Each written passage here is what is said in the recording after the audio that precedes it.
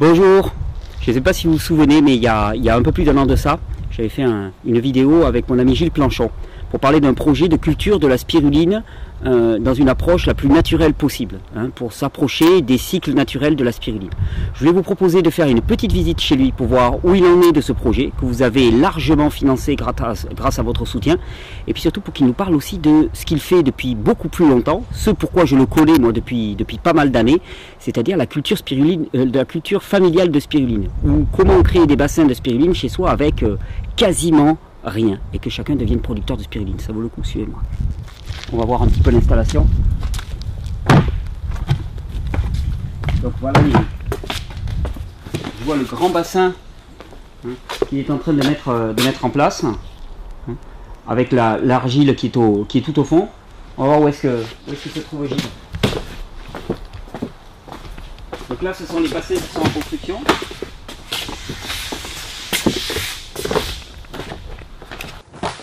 Salut Gilles. Salut. Ça va? Super, super, super. Je vois que ça avance bien ici. Ah bah tu vois, on a bien bossé. Est-ce que tu peux me dire un petit peu où vous en êtes du projet de culture naturelle de la spiruline, dans ces cycles naturels? Ah bah, depuis le financement participatif, qui a été bien stimulé par la dernière vidéo que tu as fait d'ailleurs, moi je remercie tous les gens qui ont participé, directement ou indirectement. Ouais. Ben, on a mis en matière ce qui était dessiné, quoi. Donc les bassins plats inclinés, le bassin profond avec l'argile qu'on a vu là-bas. Voilà, l'argile qui reconstitue le substrat comme on peut le voir ici. Alors est-ce que tu peux m'expliquer un peu le principe? Tu me disais que là on retrouvait un peu le principe de la spiruline naturelle. Ben, c'est ça un peu l'idée, c'est pour ça qu'on a appelé ça permaculture de spiruline, dans le sens qu'on s'inspire de ce qui est observé dans la nature, et puis on essaie de le reproduire au mieux. Donc voilà, dans la nature, la spiruline, moi j'ai observé qu'elle se nourrissait du sol. D'accord. Alors que jusqu'à aujourd'hui, on cultive la spiruline en la nourrissant par l'extérieur. Voilà. Et donc là, l'idée, c'est de reconstituer un substrat. Oui, de reconstituer un sol nourricier. Voilà, dans lequel on va mettre la nourriture organique naturelle. Et petit à petit, la spiruline, elle aura son complément de nourriture. Et on va en plus en rajouter dans l'eau, comme ça se fait dans des bassins traditionnels, quoi, de culture. L'idée ici, c'était vraiment de faire un projet qui puisse ensuite être adapté à des cultures conventionnelles. Pour ça, on a fait le bassin profond à côté. Oui, d'accord. Et comme ça, quelqu'un qui... C'est un laboratoire dans lequel tu vas trouver des solutions qu'ensuite tu proposeras des systèmes de production traditionnels pour les optimiser et se rapprocher plus des cycles naturels. Exactement. Une culture conventionnelle aujourd'hui, comme beaucoup de producteurs français, pourra, s'il est intéressé, faire comme j'ai fait, un bassin profond autour dans lequel sa spiruline elle pourra passer et se reconstituer, se nourrir. Ah d'accord, il pourra avoir un mix entre des bassins classiques à faible profondeur pour la production maximale et ensuite des bassins profonds de régénération de spiruline. Voilà. Des petites vacances, quoi, du spa pour spiruline. Spa, régénération, nourriture et puis surtout elle pourra mourir en paix. Accompagner la spiruline dans ces derniers moments. Exactement, et c'est très important pour les producteurs parce que si la spiruline elle mord sur une bâche plastique, elle meurt. La matière organique ne peut pas se décomposer. Une image très simple, vous prenez un arbre en ville, les feuilles tombent, ça salit le sol. C'est une souillure, c'est un déchet. Mais là, pour la spiruline, c'est pareil, quand elle meurt, elle souille, elle salit. D'accord. Alors que dans la nature, elle meurt, le complexe argilonique au fond, elle tombe au fond. Et ça devient de la nourriture. Pour la future spiruline. Voilà, exactement. Et c'est ce que tu vas essayer de reproduire. Et voilà, on est en fait, c'est un institut du troisième âge pour spiruline, pour nourrir la future spiruline un petit peu. Aussi. Alors, elle peut aussi se régénérer. Parce qu'on a observé dans la nature, par exemple, que la spiruline, en cas de stress, elle peut se réfugier dans l'argile. D'accord. Attendre des jours meilleurs et ensuite renaître. Donc en hiver, par exemple, avec des températures très négatives. Ou même un lac qui sèche complètement peut revenir à être plein de spiruline juste après une pluie parce que l'argile aura été encore son associé, on va dire.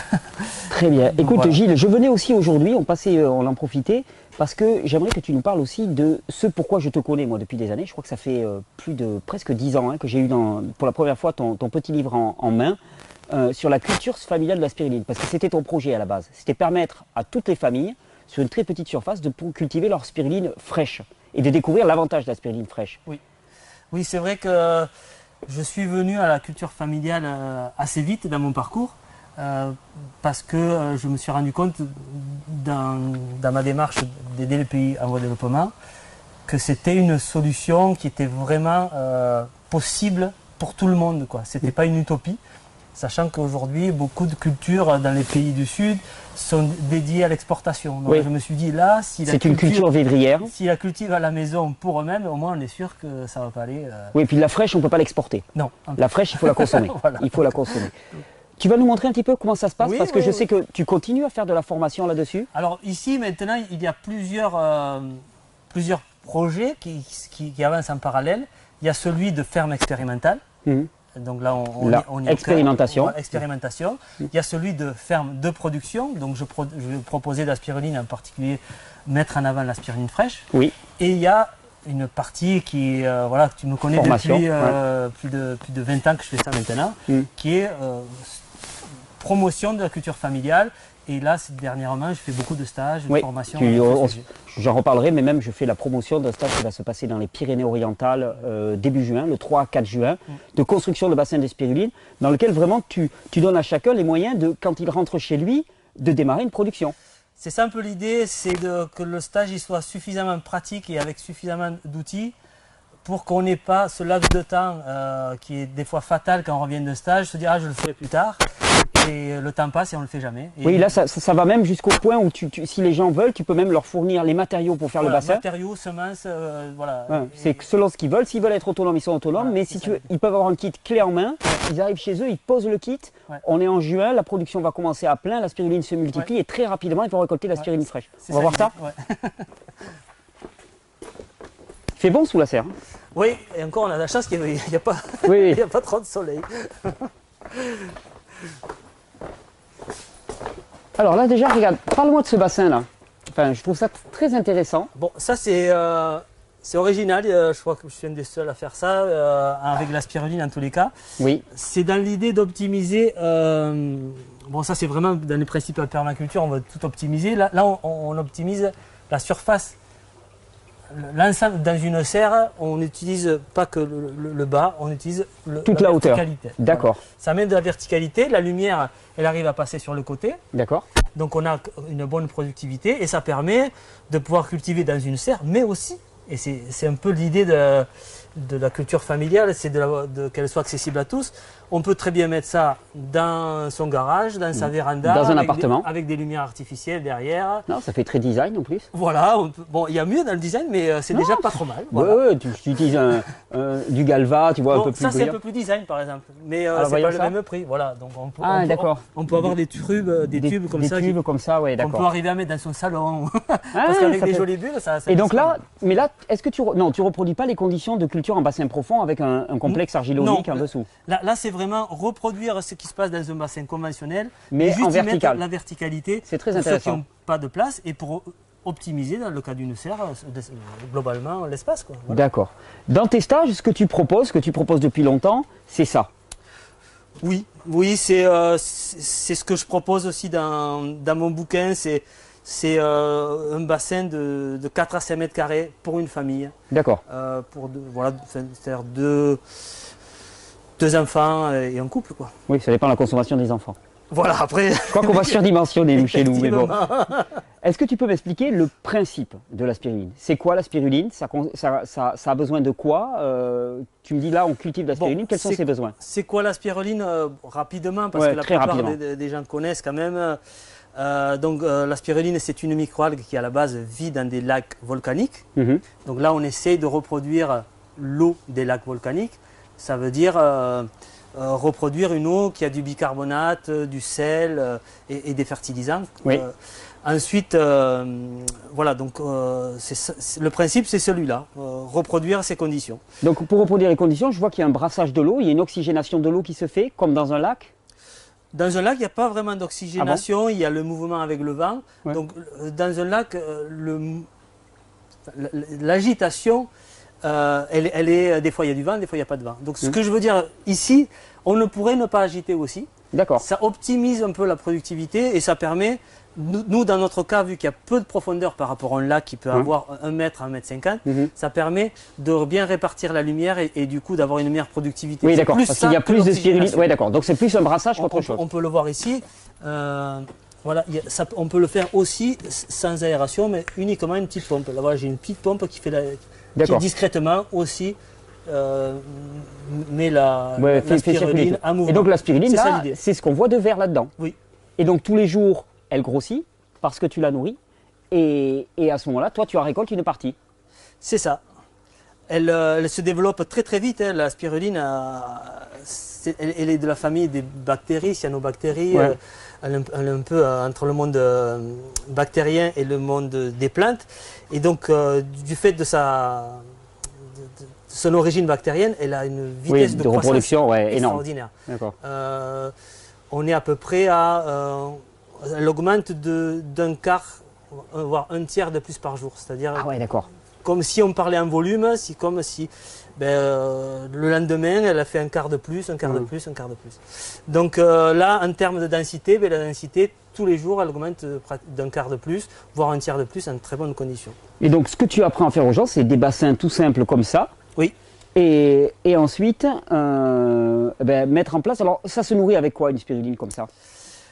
Alors, la spiruline, comme toutes les plantes, se nourrit d'azote, de phosphore, de potassium. En plus, étant donné qu'elle est très riche en protéines, elle a besoin de beaucoup d'azote. Et comme elle est très riche en fer, elle a aussi beaucoup besoin de fer. Mais après, c'est les mêmes éléments que des plantes. Que la plupart des plantes, sauf que comme elle a une croissance très rapide, elle en a besoin de beaucoup. Surtout en azote. Surtout en azote. Parce que la spiruline a 70% de protéines. Oui, donc c'est ce qu'on dit une bombe au niveau protéines. Ah oui, pour les végétariens, ceux qui... Oui, c'est pour ça qu'en Afrique, par exemple, pour les enfants dénutris, ça a été utilisé. Je me souviens que la FAO dit que c'est leur protéine de référence. Parce que non seulement c'est la plus concentrée, mais surtout la plus digeste. Oui. Parce que c'est bien beau d'avoir une protéine concentrée, mais il faut qu'elle soit digeste. Tout à fait. Et en termes de digestibilité, on est sur des acides aminés. 98% de digestibilité, alors que sur la viande, je crois qu'on est à même moins de 20%. Ah ouais, non, mais voilà. C'est d'une inefficacité totale pour apporter des protéines au niveau de la viande. Donc oui, c'est efficace, et on le voit bien. Alors, imaginons quelqu'un a un bassin comme ça chez lui, qui fait des petites bulles dans sa serre, il a un peu de place, ou dans son salon, sur le petit art moderne là, que tu as proposé. Ou alors, on peut aussi avoir dans un aquarium. Oui, j'en ai dans la maison, si vous voulez voir tout à l'heure, dans des aquariums, dans des petites bouteilles. Voilà, tout est possible. Tout est possible. N'importe quel contenant. Il ne faut pas se limiter à se dire j'ai un appart, je ne peux pas. Quoi. Ensuite, comment ça se récolte? On peut faire, si vous voulez, une petite démonstration. Ouais, carrément, voilà. On y va. Bon, alors, on passe à la récolte. Voilà, c'est tout simple, il faut déjà un tissu. Donc c'est un sort de tissu de sérigraphie, c'est des tissus nylon qui font à peu près 25-35 microns. D'accord. Donc moi je les propose aussi, ça évite aux gens d'aller chercher à droite à gauche.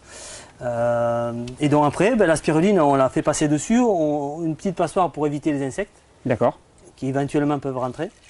Et puis voilà, c'est parti. La spiruline va rester sur le tissu, parce que la spiruline, elle a une taille à peu près de 200 microns. D'accord. Ce filtre-là, en faisant 35, y a que... Et donc tu passes tout le bassin. Est-ce que tu peux le faire avec une... Je ne passe pas que tout le bassin. Je passe, en général, comme la spiruline se développe, comme je vous l'ai dit, d'un quart de plus par jour. Ouais. Du coup, tous les jours, je pourrais récolter un quart, puisque va se développer. D'accord. Voilà. Mais alors, je pourrais récupérer un quart du bassin. D'accord, donc là tu estimes comment la quantité que tu vas passer là Ou alors on le fait avec un volume, avec un seau et on sait exactement. Oui. Ou alors on le fait avec une pompe et on sait combien de temps ça prend. D'accord. Mais en fait ce qu'on fait surtout, c'est qu'on mesure la concentration. Donc il y a un petit appareil, il y a un petit ustensile qui est dispensable aux producteurs de spiruline qu'on appelle un disque de Secchi. Donc on mesure d'abord la concentration avec ça. Et en fait, au fur et à mesure que l'on récolte... Oui, d'accord, ça te donne la densité un petit peu. Voilà, donc on sait que quand on récolte, il ne faut pas qu'on descende par exemple à ce que j'appelle le spirumètre au-dessous de 4 cm. D'accord. Voilà, donc on peut récolter jusqu'à ce que ce spirumètre il soit à 4 cm. Donc on peut récolter sur un volume ou par rapport à la concentration. D'accord, ok. Il y a les deux. Bon, vous voyez, c'est pas compliqué à faire. Non, c'est top. Donc, et là, la récolte, tu l'as fait plutôt le matin, c'est ça? Oui. Oui, plutôt le matin. Elle a plus de protéines le matin que l'après-midi. D'accord.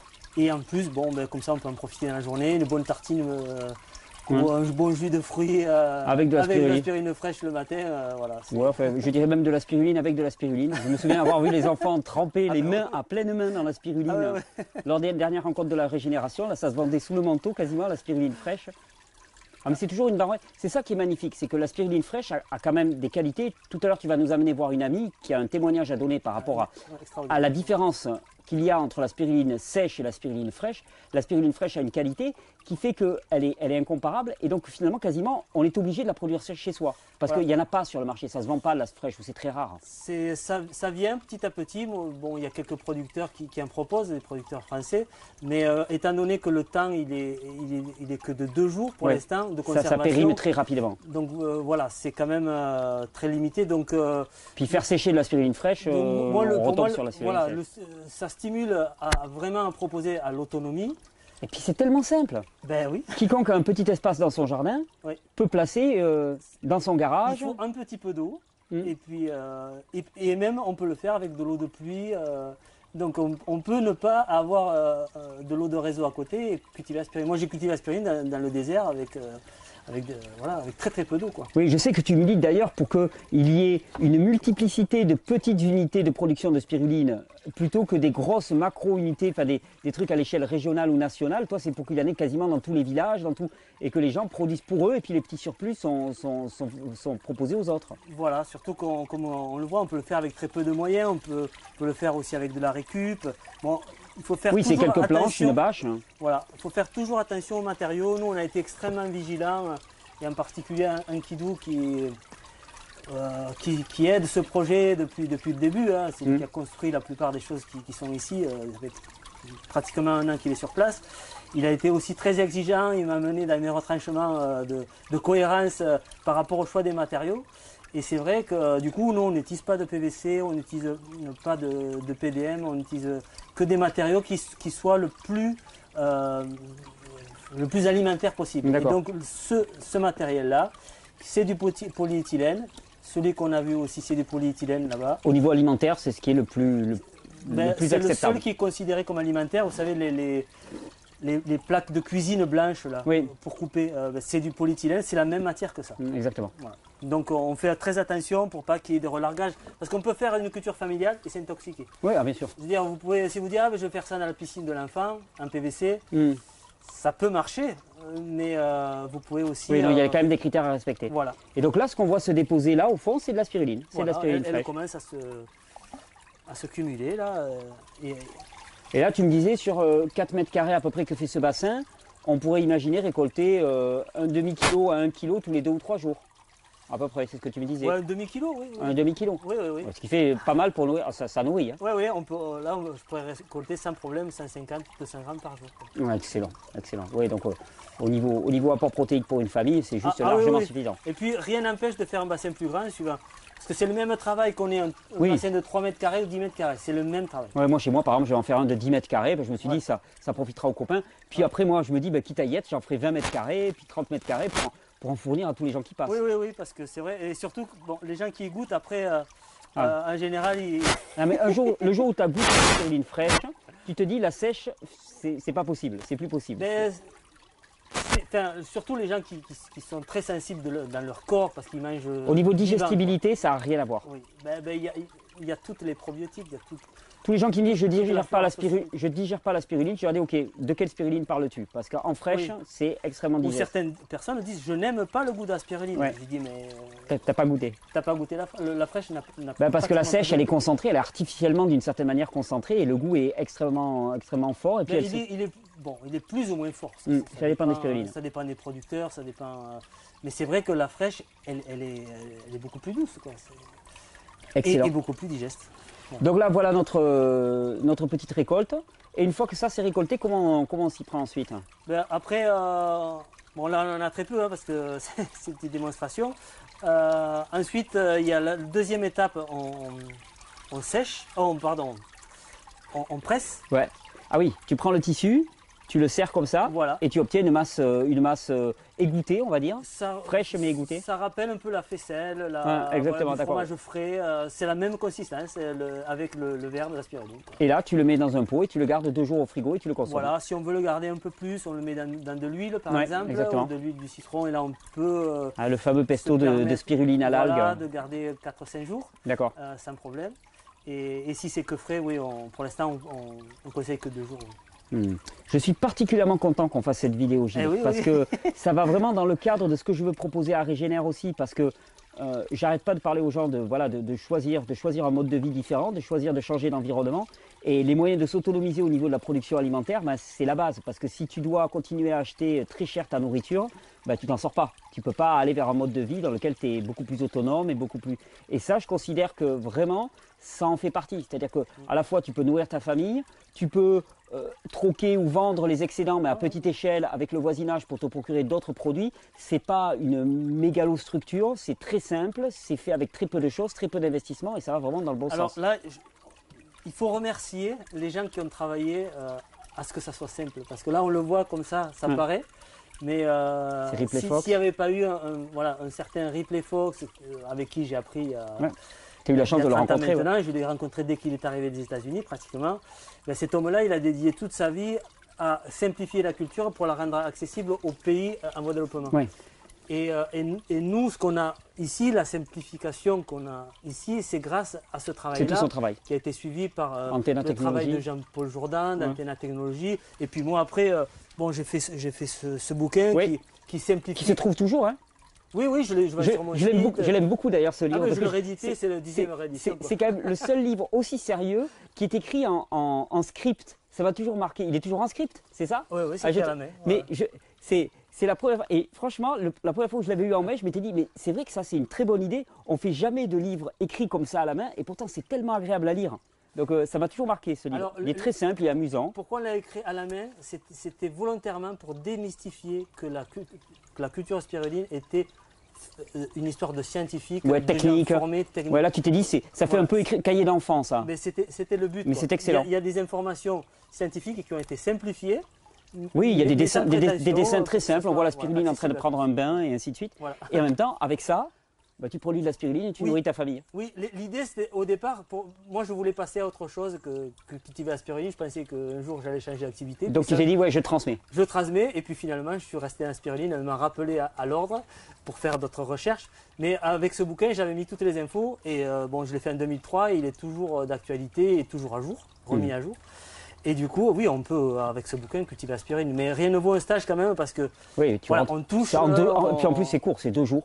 Oui, deux jours, on met les choses en place donc effectivement, je fais délibérément la pub pour tes formations parce que c'est quelque chose de superbe et d'unique en France que tu proposes. Il va y en avoir une particulièrement le 3-4 juin, je dis dans le Pyrénées-Orientales qui va se passer.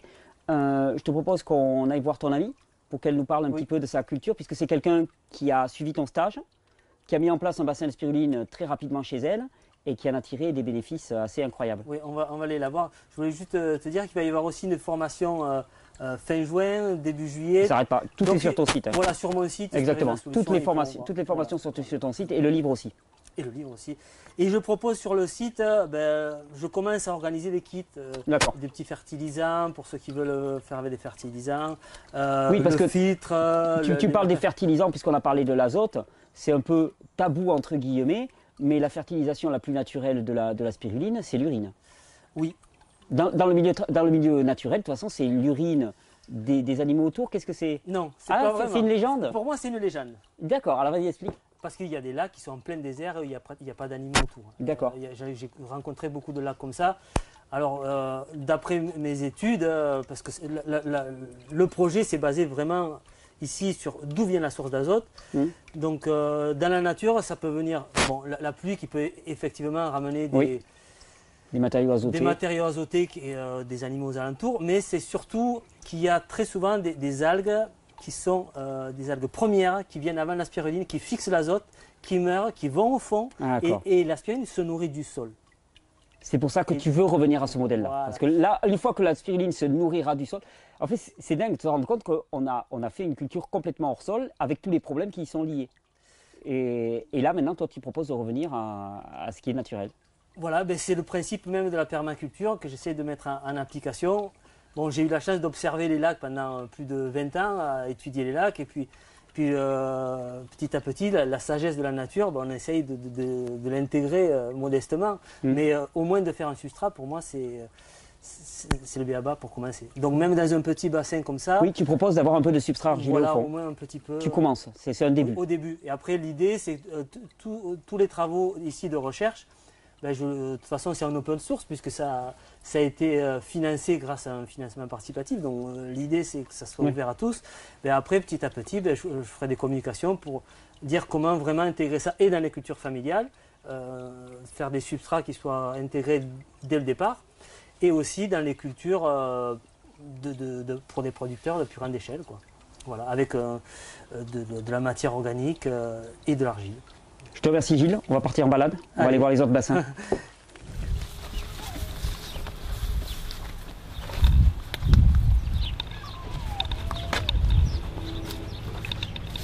Bonjour. Et bonjour et bienvenue. Merci de nous recevoir ici. C'est donc un exemple d'un bassin qui a été construit suite au stage avec Gilles. Voilà, c'est ça. J'avais rencontré la spiruline fraîche qui m'avait vraiment beaucoup apporté, et quand j'ai vu les stages que proposait Gilles, j'ai voulu y participer. Et en 2 jours, donc, j'ai eu les moyens techniques et de lancer ma production à la maison. Donc mon mari a bricolé tout ce qui est le bac en le surélevant. Oui, surélevant, très bien vu. Pour une parce que c'est un bac qui est peu profond, voilà, comme ceux qu'on a vu chez Gilles. C'est le même principe. Il y a 20 cm de culture dedans. D'accord, ok. Donc bac peu profond, par contre surélevé. Voilà. Alors tu dis que tu t'es intéressé à la spiruline fraîche parce que tu m'as dit que tu avais eu des soucis de santé, tu as vu une différence. Voilà, j'ai des soucis de thyroïde, et donc quand j'ai goûté la spiruline fraîche, en fait j'ai senti un besoin vraiment comblé, qui m'apportait de l'énergie et directement, enfin, presque instantanément, ce que je n'avais jamais trouvé ailleurs, ni même avec la spiruline sèche. Donc ça m'a vraiment... Alors j'ai cherché de la spiruline fraîche partout. Il n'y en a pas. Il y en a très peu, donc c'était compliqué d'avoir une... Voilà, il faut que j'en ai à la maison, et quand j'ai vu ce que Gilles proposait, et la simplicité finalement du système, puisqu'il y a 20 cm de culture, de la spiruline, et très peu de travail. Oui, c'est du bois. Voilà. C'est du bois pour faire la structure. En dessous, tu as mis quelque chose pour combler. Donc des pierres et de la terre, et en dessus un peu de sable, et puis du géotextile pour géotextile pour pas percer la bâche. Oui. Et c'est parti. Tu as réalisé ça il y a combien de temps? Donc j'ai fait mon stage chez Gilles en mai, et début juillet le bassin était prêt. De l'année dernière. De l'année dernière, et il a fallu tout l'été pour augmenter la culture, puisque je suis partie de 10 litres à peu près de spiruline, et pour arriver à presque 1000 que contient le bassin. Est-ce que c'est compliqué de faire de la spiruline? Alors je ne parle pas à Gilles parce que lui il a le discours publicitaire, hein. Je demande à quelqu'un qui le met en pratique. Non, franchement c'est pas compliqué, c'est un peu de temps, parce que pour étendre la culture, il faut attendre que la spiruline grandisse, mais après franchement ça me prend 1 heure tous les 2-3 jours quand je veux récolter régulièrement, et c'est vraiment que de l'entretien une fois que c'est lancé. Tu travailles à côté, t'es pas complètement investi là-dessus, voilà, c'est pas ton activité principale du tout. Pas du tout, non, je suis enseignante, je travaille, j'ai 2 enfants, on a un grand terrain verger. Voilà, t'as de quoi faire. Voilà. Oui, j'ai de quoi faire, c'est vraiment un plus, mais un plus qui me fait tellement de bien que... Voilà. Et surtout, ce que je trouve intéressant, c'est que tu es vraiment parti d'un besoin. Tu avais besoin de cette spiruline, tu n'en trouvais pas, et tu t'es autonomisé à ce niveau-là, quoi. Voilà, assez... par hasard, j'ai rencontré Gilles, qui était juste à côté. Qui était juste à côté. Pour toi, ça doit être très satisfaisant de voir la mise en pratique de tes stages directement, quoi, comme ça. Oui, parce que ça fait quand même un moment que j'ai sorti mon livre, il y a en 2003, et en France, il n'y a pas beaucoup de culture familiale, vraiment beaucoup de gens qui s'intéressent, mais des gens qui font le pas, il n'y en a pas tant que ça. Oui.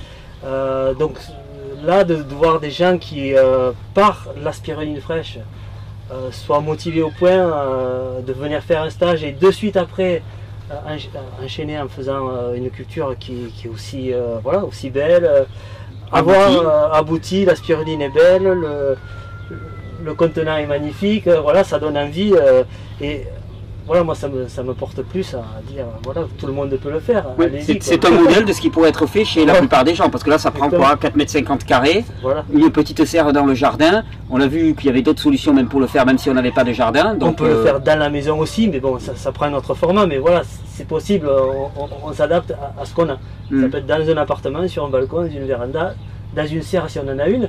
Elle avait la serre, elle l'a mis dedans, mais si elle n'avait pas eu de serre, elle n'aurait pas été obligée non plus. Et la spiruline fait vraiment une différence, la spiruline fraîche fait vraiment une différence. Ah ben pour moi, je ressens un effet, alors que quand je prends de la spiruline sèche, je ne ressens pas d'effet. Donc c'est, enfin, le fait qu'elle soit vivante certainement qui change tout, mais là où c'est charge, de toute façon il y a une voilà. Oxydation qui se fait, j'imagine qu'il y a certains micronutriments qui disparaissent et ainsi de suite. Mais c'est une formidable réalisation, toute simple, de ce qui peut être fait en très peu de temps et avec très peu de moyens et très peu d'investissement. Voilà, accessible à tous et qui met en avant vraiment,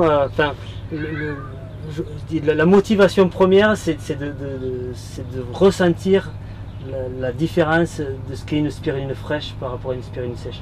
Et là, par rapport à un problème de thyroïde comme ça, la différence, elle est très très importante.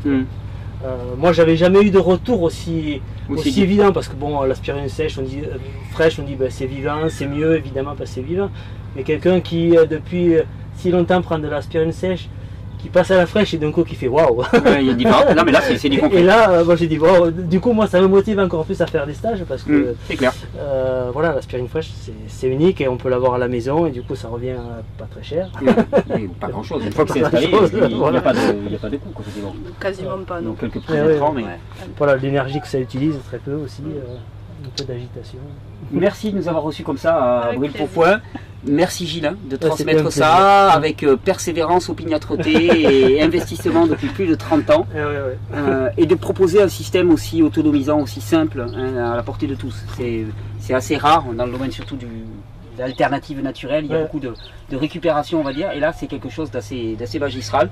Donc voilà, j'encourage tous les gens à aller sur ton site pour voir un petit peu les formations que tu fais, le livre, et vraiment se rendre compte que c'est très simple de devenir producteur rapidement et pour soi-même et sa famille. Et pour simplifier encore, je vais proposer des kits comme ça. Déjà, ils peuvent arriver à la maison et puis même ne serait-ce qu'avec le livre, ils peuvent déjà être autonomes en termes de matériaux, de systèmes de récolte, des choses comme ça. Voilà. Merci beaucoup.